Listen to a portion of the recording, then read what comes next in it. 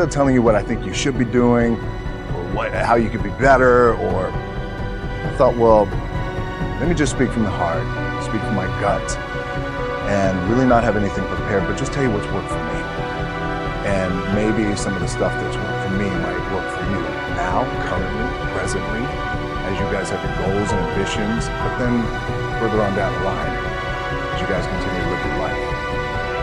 This idea and this notion that you can be anything you want, you can accomplish anything you want. Like, we hear that. You've heard that from the time you were little boys. You hear that now.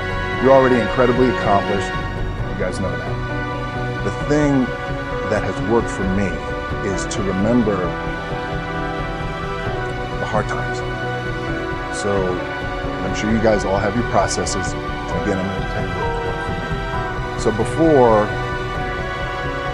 a big movie comes out, before, back in the days when I was wrestling with WWE, a WrestleMania match, anything big that would happen, I would always take a moment and I just remind myself, all right, I was evicted when I was 14. We were kicked off the island and couldn't live in Hawaii. I had no place to live. A lot of shit happened then when I moved to Nashville. I was arrested multiple times by the time I was 16 years old. I would remember that, and it allows me then to be present in the moment and understand that. This is the shit that I dreamed of as a kid. I am here. I played for University of Miami. I played with great teams. Warren Sapp, Ray Lewis, they were my teammates. They were balling. Warren Sapp was playing tight end at that time. I was starting defensive tackle. Yeah. They moved him over to D-line. And he looked at me, he's like, yo, dude, I'm gonna take your spot. I said, yeah. I'm gonna take your spot. We battled, and he took my spot. And you can imagine how that, because there goes my opportunity. He went in, switched to defensive tackle, lit the world on fire. Well, what that did, it crushed me, it crushed my dreams. I had a piss poor senior year, zero production, no NFL, no combine invite, nothing. Finally went to the CFL, Calgary Stampeders, making $250 a week Canadian. I had to send that home to my wife at that time. I had no money. So I remember that. I got cut from Canada. My dad, in his pickup truck, came down 4 o'clock in the morning, picked me up in Miami from Tampa. We lived in a little apartment in Tampa. He drove down in his little pickup truck to Miami to get me when I was cut from the CFL. And I thought, well, I leave home like you guys left home. I'm ready to tackle the world, get after it, achieve my dreams and goals.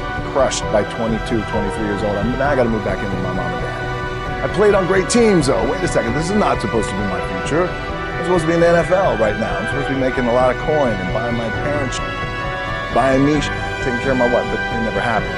So I pulled out my wallet. I thought, well, let me see how much money I had. I opened it up. I had a 5, a 1, and change. Well, at least I rounded up to $7. But I thought, God, this much. I got $7 in my pocket. Where do I go now? What do I do? I can't go back to CFL. Point comes where you hear that voice, big runs over. You're done. Right? So I heard that voice. So as Coach was saying, man, I hold on to that. I'm telling you, I keep my back is up against this motherfucker. We laugh, we joke, we have a good time, but my back is still up against this motherfucker. Do not forget it.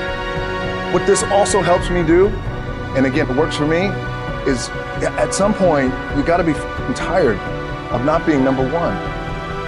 You have to be, and you gotta play angry, and I play angry. Now, I'm cool and calm with my approach, and when I step out on my field, which is a set, or, you know, like, there's some, and you're always gonna have haters, and haters are like, well, damn man, how many movies are you gonna make, or how much shit are you gonna do? Like, you do a lot of shit. And I say, yes, it's my ambition.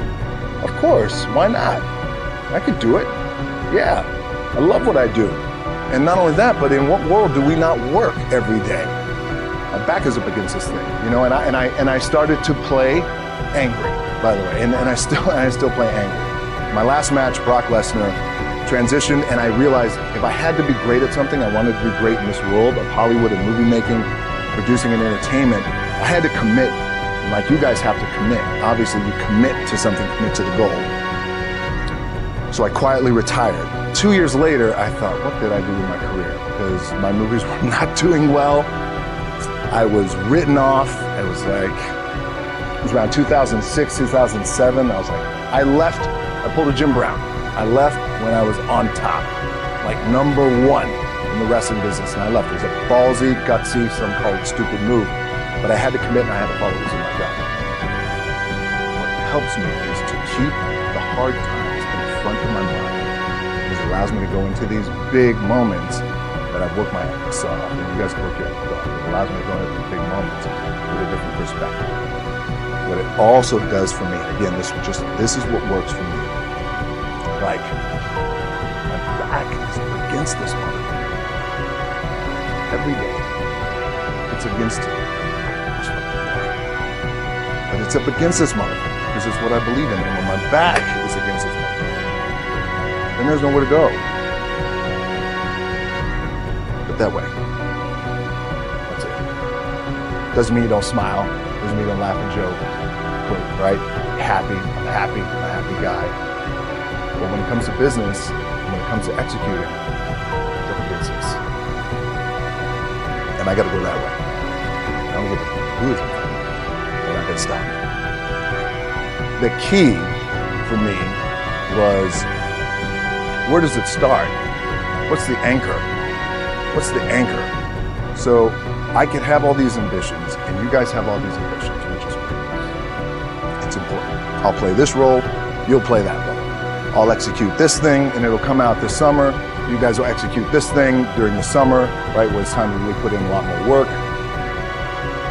But the key with me is just always finding what the anchor is. And the anchor is getting up at 4 o'clock in the morning every day before anybody else and grounding my thought process is in the no one will outrun me. No one. I love and I respect you guys. I love it. I'll start with this. 2 hands. My last match in WWE, I'll share this with you guys too, is that, again, because there's a little bit of takeaway here from all this, is I wrestled John Cena. And I went in, and I think it was 2013, I went in WWE champion, and we went in MetLife Stadium. We had a record-breaking attendance, which was amazing that night. We accomplished our goal. So I wrestled with John Cena. We had 45 minutes planned for the match. It's nonstop, go, right? So your conditioning is tested. And at that time, I wasn't full-time in WWE. I was just doing these spot matches where I was still shooting G.I. Joe, I think, or Pain and Gain at that time. It was Fast and Furious 6 in London. Had to travel in the ring, get all my ring work in, travel back to shoot Fast and Furious, then back, WWE Raw, doing those shows. The big build-up to WrestleMania against John. We get to MetLife Stadium. It's a big night. This is it. It's game night, right? It's championship night for me.